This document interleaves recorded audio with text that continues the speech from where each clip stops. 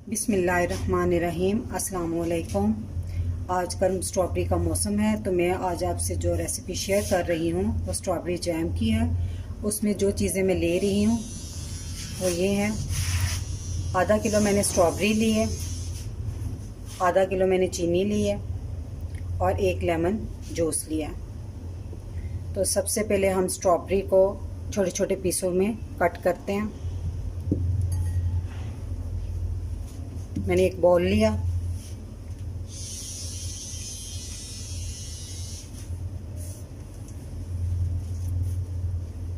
तो स्ट्रॉबेरी को हमने छोटे छोटे पीसों में कट कर लिया। इस तरह, जिस तरह मर्जी आप रफली चॉप कर लें।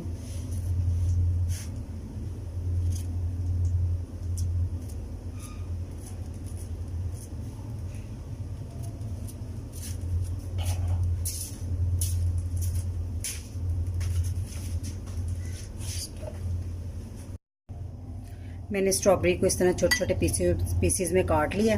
अब हम इसमें चीनी ऐड कर देंगे।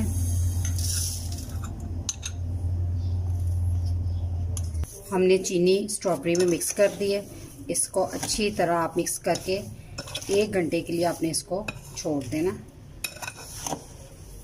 तो इसके बाद फिर हम इसको पकाएंगे। आपने 1 घंटे के लिए इसको छोड़ देना।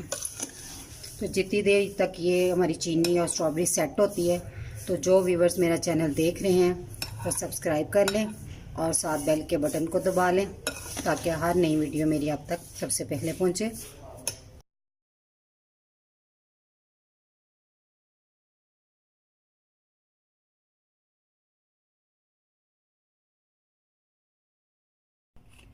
हमारी चीनी और स्ट्रॉबेरी को डाले हुए 1 घंटा हो गया है। देखिए चीनी ने सारा पानी छोड़ दिया। तो अब हम इसको चूल्हे पे पकाने के लिए रख देंगे। अब हम इसको एक पैन में डाल देंगे।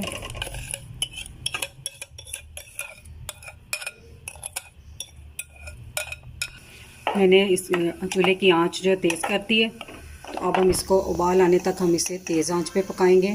तो बाद में इसका फ्लेम जो है ना आहिस्ता कर देंगे।